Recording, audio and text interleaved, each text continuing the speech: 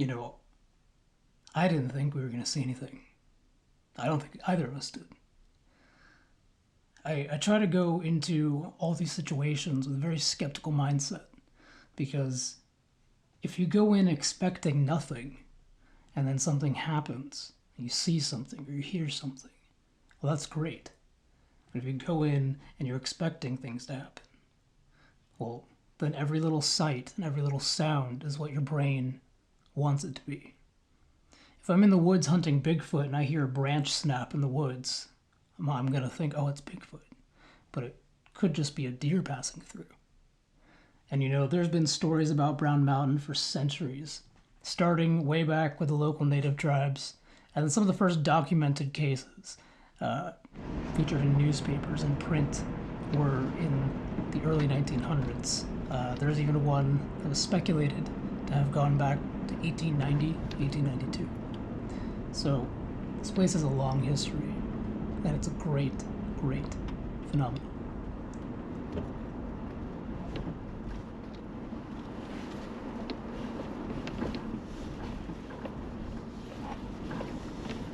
There's no way I would walk this in the dark. No, well, like at nighttime, I forgot how long this was. So we got up there about 3 or 3:30 in the afternoon. We were able to set up our little camp, which is mostly just like a sunscreen to put all the gear under and things like that.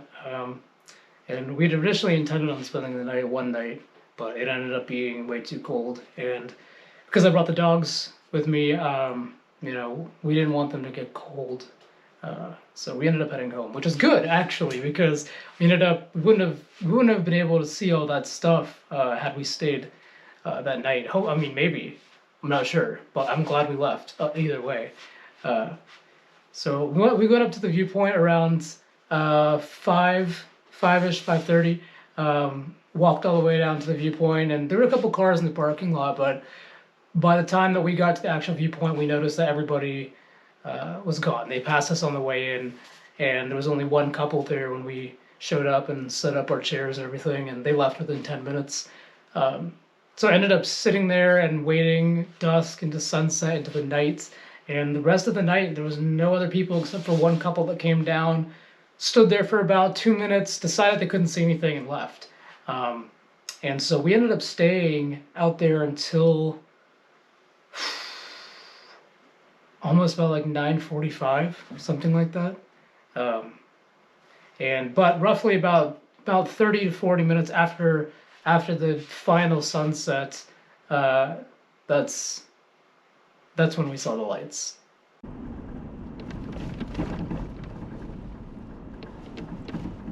It's a decent amount of people.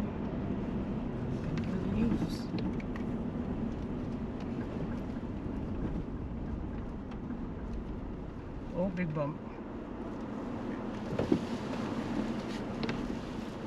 Really bad dark.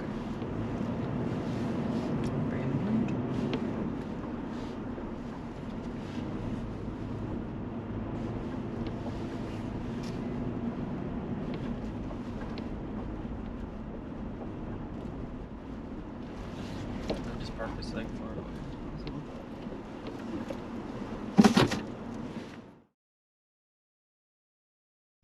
So here's the actual viewpoint. There's two pulpits. There's one on the right, and there's one right behind me that's facing a little bit more out into the center. There's the water down there, the river. There's Table Rock Mountain. And over around the other side is Hawksbill Ridge. And then Brown Mountain Ridge is right there in the center and around. That's mostly where we saw all the lights, were down in the gorge and on those sides of those mountains.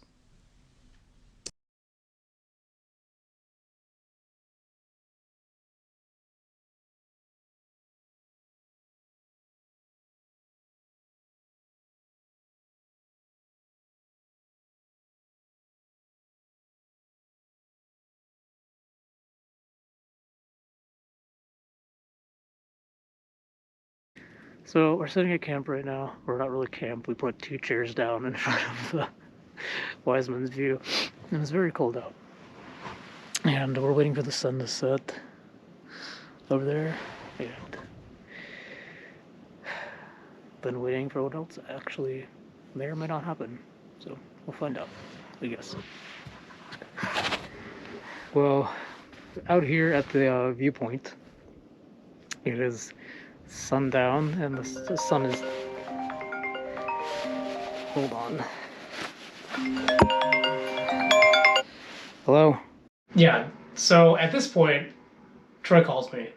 And I'm like super annoyed because I'm in the middle of a take and my phone starts ringing. I didn't even know I had the volume on because I never have the volume on. I always have it on vibrate. I hate when people call me. That's like one of my biggest pet peeves. So my phone's ringing. I answer. I'm like, hello? And he's like, hey, what's up? It's real casual. I'm like, what? What do you want? Why are you calling me? Because he went back to the car at that point to go check on the dogs and to go grab some stuff to bring back out here. So he was out there by himself. There's no other cars in the parking lot. I was at the viewpoint by myself. There's no one else there. And he's like, hey, so there's this creature here staring at me and I can't get onto the trail. And I'm like, creature, like a raccoon or a possum? He's like, I don't know. It's moving weird. I don't think it's a raccoon or a possum. And I'm like, okay, well, what else could it be then? It's not a bear. Like it, you know. And so he's like, I don't know what it is. It's just moving really weird. It moved from one side of the trail to the other so fast, but I didn't even see it cross, even with the headlamp and the lantern. I couldn't even see it go across the trail, and it just followed me. It's fixated on me. It's watching me. And I was like, well, just make some noise and go past it. You know, it's probably like I said, like a raccoon or a possum or something. But at that exact moment that he had called me was exactly when I had looked over the viewpoint and I was just about to start talking about the fact that I had seen a light starting at the bottom of the gorge. And so it weirded me out that right when I spotted the first light, my phone started ringing. And I never keep the volume on, and then suddenly he's trapped by this creature in the woods by himself, and I'm trapped at the viewpoint with no one else around me. So I was super weirded out. The phone call dropped, and then I just had to wait for him to come back. He told me when he got there, he's like, I called you like 20 times. And I was like, my phone only rang once. And he showed me the call log, and it literally says he called me every single minute or 2 times a minute for, 4 or 5 minutes straight. And that was just wild. Well, we're at the viewpoint right now. The sun is finally finishing to set right now. Only thing you can see on the mountain range is there seems to be a campfire up on the top of Table Rock Mountain and a campfire down in the gorge beside the river. So those actually weren't campfires that I saw. I thought there was a campfire up at the top of Table Rock Mountain, and I thought there was a campfire down in the gorge. But they didn't go away. And the light at the top of Table Rock Mountain was bright, fiery red. Bright red, like super bright fire truck red. And the one down in the gorge was a little bit of an orange-red color. And at first I was like, oh, someone's just camping down there, or someone's camping up on top of Table Rock. Logical explanation, it was a Saturday night. People, there was people out camping in the national forests and everything like that. But the lights never went away. And then suddenly the one in the gorge turned into 2 more lights that ended up being white lights. And I was like, oh, it's just the campers with their headlights or their flashlights walking around down by the river. Or walking around in that area. But then the 2 split into 3, and then the red one split into 2 other ones. And these were different colors. There would be bright red, orange, white. They would pan around really quickly and zip across the bottom of the gorge. And there was a white light that was just floating over the center of the river. Not anywhere that anybody could stand on a rock kind of in the middle of the river with their headlamp on. It was over the center of the river and hovering off the bottom. And after I saw that one, Troy had come back and I was showing him all the lights that were down there. And then I looked over and realized that the Table Rock light that I originally thought was a campfire was then started glowing bright, bright red. And that one stayed red like that for a while and just sort of went to the top of the tree line and then just disappeared. And as we stayed there, there was some that popped up around us, over on the sides of the mountain, over on the front area. But the ones that stayed at a constant were the ones that were down in the gorge. And the red one would zip from one place up to the next and then down over. The white ones would kind of like span out, almost looked like a searchlight, which is why I thought it was a flashlight at first. But after watching the movement, it was an inhuman movement, and it would just pan around really quickly and split into two. And we got some really cool cell phone footage because none of the camera equipment would pick it up except for the cell phones. And Troy got one of the pictures where you could see he got it right at the exact moment that one of the lights were splitting into two, and it looks like there's a red ball and then it's surrounded by blue light and then white light, and it's just spanning outwards, and it looks like a supernova when it just like that. Oh, that's so bright.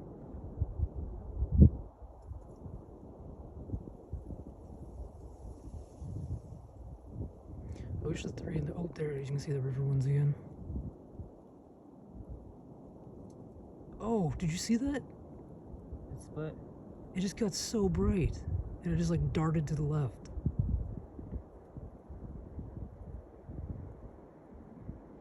So the footage is, not great. We tried using, drone or the new GoPro Hero 9, which films at 5K. Still couldn't pick anything up. The best thing that we had was the cell phones that actually picked up the lights. And surprised by it only picked up about 2 or 3, even though there were more. But you can see the colors change. You can see one of the red ones dart across the screen, and our expressions are, they coincide with that. We're just, oh my god, what did you just see that? And it's just too funny. But here's where things get weird. So we decided to, at that point, we had been there for a while, decided to that we were going to go back to the camp and pack everything up and head home because it was getting really cold out. And it's good that we did because A, we got to see something crazy, and 2, or B, I guess I should say, is we were going to freeze to death if we didn't, because it ended up being like 20-something degrees. And despite that we were going to stay in the car with the whole camping setup, it wasn't worth it. Or was it? So we're going down the road, it's about 3 miles into the national forest on a dirt road with nothing else around you. So like you turn your headlights off and there's just pitch black all around you. You can't see your hand in front of your face. So we're going down the road, heading back towards civilization, and we look off to the right and Troy goes, "What is that?" And I'm like, "What is what?" So we stop the car and look over. And there's glowing lights, big glowing lights off in the distance. It's hard to tell the depth from, so far away, but what looked about maybe 20 feet above the tree line. And probably about 3 miles as the bird flies away from where we were. And they're just sitting there and levitating and blinking. And at one point, these lights sort of turn to the right and move forward. And Troy goes, "Oh my god, is that a UFO?" Let's see if we can get a video. Okay, so we stopped. Oh my god, it's twinkling. We're driving back down. We were heading back down to go back home. And there was a UFO in the sky. And I'm like, there's no way that we just like randomly came up here after deciding to come film this a couple days ago, and we just happened to see a UFO on the way down. So we keep driving further down the mountain, like looking for vantage points to see if you can see the lights any better. When we get down to a little pull off, and they're still there. There's like 2 or 3 green lights and 2 orange lights, and they're just twinkling back and forth like this. And we put our glasses on to make sure we were seeing what we could see. The dogs were acting really weird in the back seat, and I started feeling nauseous, which was really weird because that doesn't really happen very frequently. And nothing else picked it up on film. So again, we pull out our phones, And, you know, we both have the newest iPhone, and so it has a good camera on it. And we start filming this, and I can zoom in on it to an extent, and you can see how many lights there are, and they're twinkling, and you can kind of, you can't make it out in the video, but there's almost a underbelly. Like, it feels like it's up here, and we're kind of looking up at it from an angle, and the lights are right here. We've stopped at many vantage points. The lights, there's three green or two green? Two green. It's two green and two orange, three orange, something. There's maybe 6 lights in a circle, and we've been sitting here, and it has been progressively moving and shifting so that you can see it twinkling right there. But from where we are, the depth of it, it is huge. That's insane. It's above the tree line. And we stay there for about 5 or 6 minutes and then decide, I think that's a UFO. And so we put the car in reverse and back it up and keep going. We go back up the mountain, trying to get to that high point again where we can look out and see it even more clearly. And we get to that point, and it's still there, and it's still in the same position. It is twisted a little bit to the right, and you know, we're racking our brains trying to like come up with a logical explanation of this, but there's nothing up there on top of this mountain, because this is in a designated wilderness area where there are not large buildings with large fluorescent lights on them. Not that they were fluorescent, but they were just a big glow. And there's just nothing in there. We pulled up a map, looked at everything in the area. There's no roads up there. There's nothing. It's just a mountain in the wilderness. So we're freaking out. We're freaking out because, you know, like you can be like, oh yeah, if I saw an alien, that'd be super cool. But we're freaking out. And we try to get as best footage as we possibly can. But in true UFO cryptid fashion, it's blurry. And Joy just keeps saying, no one's going to believe this. No one's going to believe this happened. Like, and I'm like trying to get a video, and I'm just like, no one's going to believe this. No one ever does.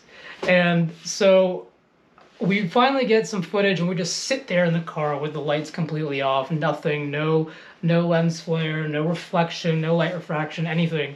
And it's just sitting there, and we just stare at it for a few minutes. And then all of a sudden, the car just turns off. It just turns off. It just dies. And the thing on my screen, it's a 2020 4Runner. It is brand new. I bought it right off the lot last year. There's nothing wrong with it. There's never been anything wrong with it. And it just shuts off at an incline like this on the top of the mountain. And it says, stop, pull over, and find a safe spot on the little screen where usually you have like the electronic speedometer and things like that. And I'm just like, what is happening right now? Troy looks over and he's like, oh my God, I should have gotten that on video. And so I try to turn the car over again, and it's going. This has never happened before. I've never had a problem with this car. Finally, it restarts all over again. And he goes, should we stay any longer? And I'm like, no, we're going. No, we're going home now. And so, because like, I did not want to be on top of a desolate mountain in the wilderness with a dead car, the UFO in the distance, and my dogs, because, you know, the last thing I want to do is put my dogs in danger. And so we just start driving, and in complete silence. We just drove in complete silence, just driving down the dirt road until we got to the intersection. There was just a blinking red light, stoplight, and we take a left, and we just drive in silence until we hit the interstate. And then we just try to, did we see what we think we saw? Well, I mean, what else would it be? Well, was that a UFO? Well, I mean, yeah, I guess. And because a UFO doesn't necessarily have to be, you know, little green men in a silver saucer. It's just an unidentified flying object. And that's what we saw. So in conclusion, the Brown Mountain Lights are real. They are real. And there's been speculation about what it possibly is for years and years. The universities have done some investigation on it. There was, maybe still is, I'm not entirely sure, some cameras that were put up there by Appalachian State University and run by their astronomy team. And, people have said, oh, it's just swamp gas. There's no swamp up there at all. There's no swamp. There's nothing that resembles a swamp up there. You are in a mountainous region that when you get closer to the top, it's semi-alpine. So there's no swamp there. Oh, well, it's ball lightning. Ball lightning lasts between 2 to 5 seconds, sometimes a little bit longer, and it does not jet back and forth quickly. It does not just, it doesn't change colors and explode and all this crazy stuff. Also, there's nothing that would lead up to that. It was a clear day. It had been clear for numerous days. It was a nice, brisk 48 degrees when we got there, and it was about in the 30s when we were filming. There was not a drop of rain in the sky. There was no storm recently. There was nothing. So there's nothing that should have, built up an electromagnetic charge from the ground or anything like that. And I've sat here, I've done like hours and hours of research. I've listened to other people speak about it and what their takes are on it. And the conclusion that I can come to is I have no idea what it is. I have no idea. I'm not even going to pretend I know what it is. I have no idea. I went on this trip and I saw these floating lights zip-zapping all over the place, exploding, hanging over, like levitating above a river. And then a UFO, which as soon as someone watches this is going to be like, this guy is crazy. I mean, yeah, maybe I am. But you know what? It was cool. And it's a story, and I got to prove myself right. So go check it out, for sure. It's up in northeast of Asheville in Pisgah National Forest, and maybe you can have your own experience.